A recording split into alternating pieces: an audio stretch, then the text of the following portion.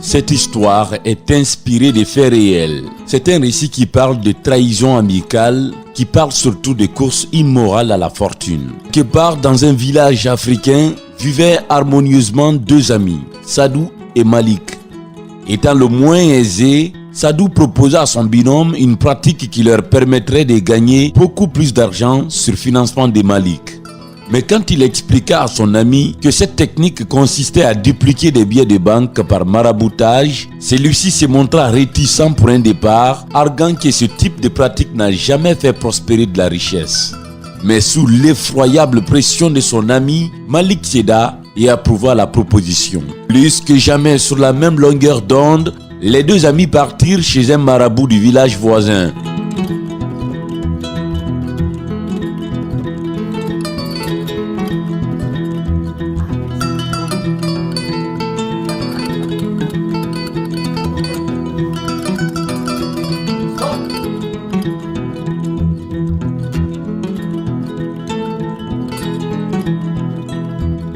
Karamoko Talla leur confirma qu'il peut effectivement dupliquer des sommes d'argent de n'importe quelle monnaie.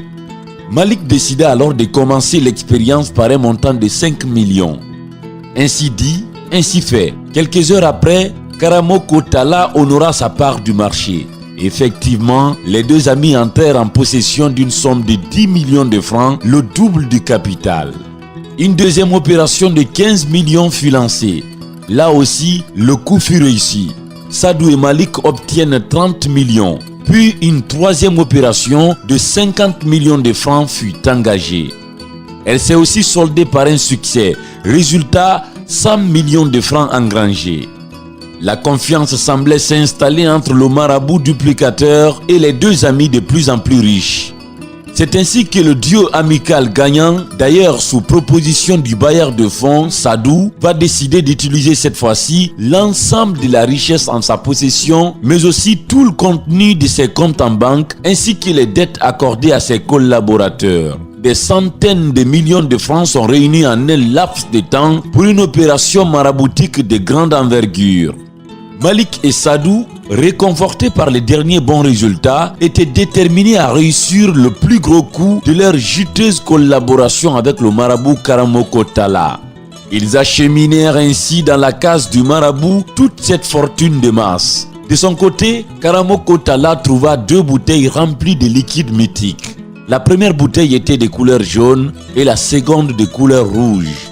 Le marabout précisa par la suite que c'est la substance contenue dans la bouteille rouge qu'il faudra que Malik boive et que c'est avec celle dans la bouteille jaune qu'il devra se laver. Ces liquides mystérieux, une fois épuisés selon la posologie édictée par le marabout, devraient déclencher le processus de duplication magique de la fortune versée. Sadou et Malik rentrèrent à la maison avec les consignes bien assimilées de leur marabout. Ils n'attendaient que l'explosion fulgurante de leur richesse. Mais arrivé à la maison, Malik, le principal concerné, oublia le mode d'emploi des substances magiques qui lui ont été remises. Néanmoins, il choisira la bouteille rouge pour le bain rituel et la jaune pour s'en administrer. Formule contraire à celle édictée par le marabout. Après avoir bu le liquide magique, Malik tomba malade, se plaignant de douleurs abdominales.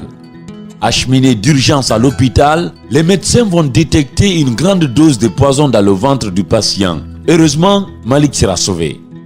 C'est ainsi que l'autre bouteille sera aussi examinée. Le résultat révéla que c'était celle-ci qui contenait le poison mortel. Une enquête fut immédiatement ouverte. Après moult tractations, une grosse conspiration fut dévoilée.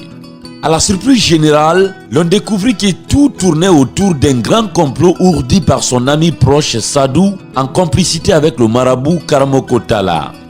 Lorsque l'étau s'est resserré autour de lui, Sadou déballa tout. En fait, selon ses révélations, c'est sa jalousie vis-à-vis de son ami, plus riche, qui l'a amené à fomenter un tel coup.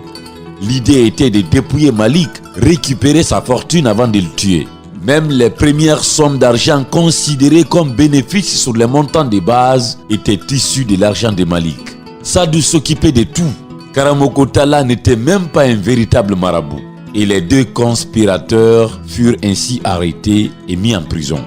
Voilà, Vous l'avez donc compris, chers abonnés, il est vrai que la course à la richesse, à l'opulence, est un élan et une envie naturelle et universelle. Mais vous avez aussi constaté que tous les chemins ne mènent pas forcément à la richesse. Il est alors mieux de rester sur la ligne de la morale. Réagissez alors sur cette vidéo, partagez-la.